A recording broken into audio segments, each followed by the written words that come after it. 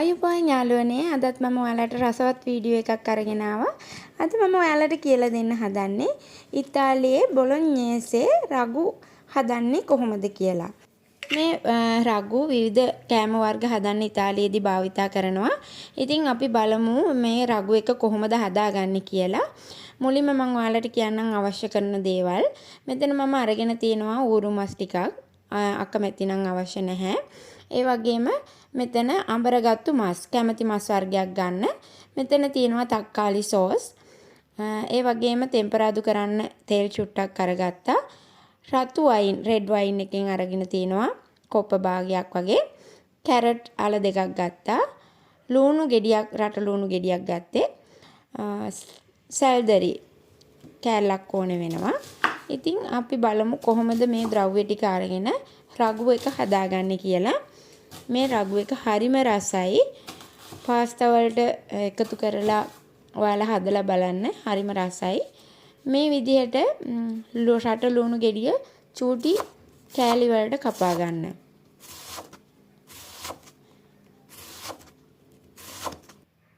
ඊට පස්සේ කැරට් අලයකුත් ඒ වගේම චූටි කැරට් අල දෙක චූටියට කොටු කපා ගන්න.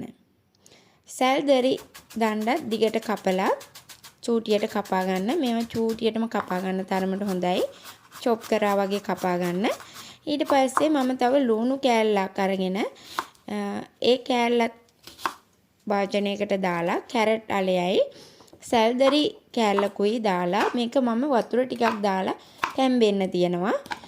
මේකෙන් එන වතුර මිශ්‍රණය මේ එළවලු ටික තඹපු වතුර ටික අපිට පස්සේ රගු එකට එකතු කරගන්න ඕමනා වෙනවා. ඒ නිසා මම මේ වෙලාවේ මේක තැම්බෙන්න ලිපෙන් තියනවා. ලුණු ටිකකුත් දාන්න. මේ ටික ලිපෙන් තියලා මම ඉතුරු ටික ලෑස්ති කරගන්න යනවා. අපි මේ ගත්තු බේකන් ටික එහෙමත් නැත්නම් ඌරු මස් ටික මම තව කුඩා කෑලි වලට කපා ගන්නවා. හරියට කැරට් සැල්දරි චොප් කරගත්තා වගේ මේකත් පොඩ්ඩක් චොප් කරලා අරගන්නවා.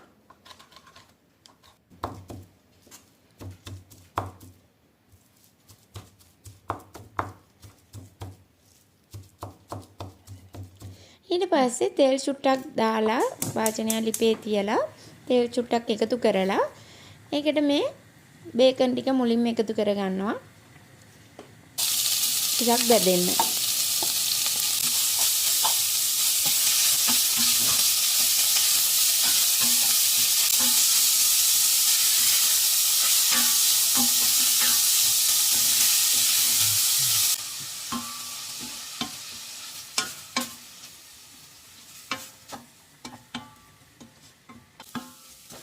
හොඳට ටෙම්පරාදු වුණාට පස්සේ අපි කපාගත්තු සැල්දරි ලුණු ඒ වගේම කැරට් ටික මෙතනදී එකතු කරනවා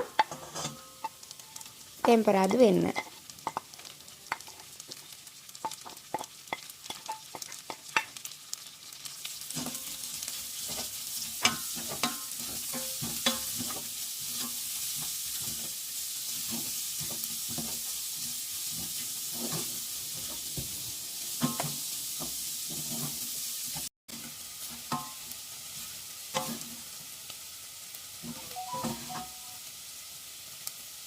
ටිකත් හොඳින් ටෙම්පරාදු වුණාට පස්සේ අපි අඹරගත්තු මස් ටික එකතු කරනවා. අඹරගත්තු මස් ටිකත් එකතු කරලා මේ ටික හොඳට කලවම් කරන්න. වතුර ගැටිය වගේ එනවා නම් මේ ටික හොඳට සිඳිලා ටෙම්පරාදු වෙලා මස් ටික ටිකක් දැදෙන ප්‍රමාණයට ටෙම්පරාදු කරගන්න ඕනේ. සෝස් ටික එකතු කරන්න කලින්.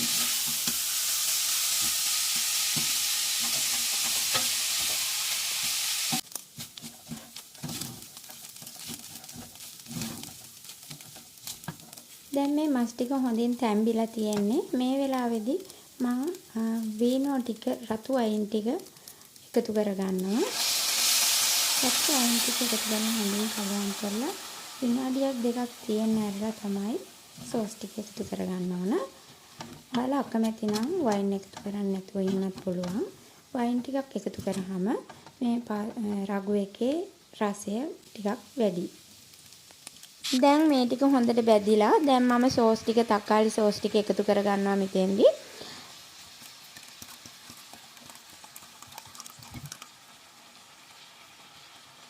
මේ තක්කාලි සෝස් ටිකවත් ඔක්කොම එකතු කරගෙන හොඳින් මිශ්‍ර කරගන්න.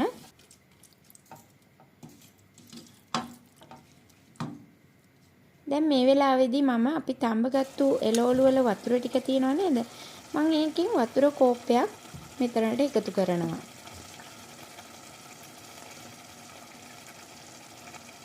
මේ විදිහට වතුර කෝප්පයක් එකතු කරන්න. අපි එළවලු තඹගත්තු වතුර. දැන් මේ ටික හොඳින් කලවම් කරලා මේක අපි දැන් වහලා තියෙනවා. පැයක් විතර අඩු ගින්දරේ තියන්න. අඩු ගින්දරේ තියන්න වහලා පැයක් විතර. අපි පැයකට විතර පස්සේ බලමු කොහොමද කියලා. ඒ අතරතුරේ මම දැන් හදන්නේ පාස්තා ටිකක් තඹ ගන්න. ඔයාලා කැමති පාස්තා වර්ගයක් අරගන්න පුළුවන්. මම මෙතනදී ස්පෙගෙති වර්ගයේ පාස්තා එකක් අරගත්තා. ඔයාලගේ කැමති හැටියට කැමති පාස්තා වර්ගයක් අරගන්න. මම අද ඔයාලට පෙන්වන්න හදන්නේ පාස්තා එකකට තමයි මේ රගු එක මිශ්‍ර කරලා. ඉතින් දැන් මේ පැයකට පස්සේ හොඳට පුපුළු දානවා. ඒ වගේම ඉස්ම ගතිය අඩු වෙලා තියෙනවා. හරිම ලස්සනයි, හරිම සුවඳයි දැන්. ලස්සනයි සුවඳයි වගේම හරිම රසයි. දැන් අපේ පාස්තා එක කන්න මේ රගු එක ලෑස්ති. අපි බලමු දැන් අරගෙන පාස්තා එකට මේක කලවම් කරලා. ලස්සන රතු පාටක් තියෙනවා. ඉතින් ඔයාලත් මේ විදිහට හදලා බලන්න. මේ රගු එක හදාගන්න හරිම ලේසියි වගේම හරිම රසයි. පොඩි බබාලා ඉන්නවා නම් මේ විදිහට හදලා දීලා බලන්න. ඔයාලත් කාලා බලන්න කොච්චර රසයිද කියලා. ඉතින් අලුත් වීඩියෝ එකකින් හම්බ වෙනකන් අදට අපි ගිහිල්ලා එන්නම්. ආයිබෝවන්.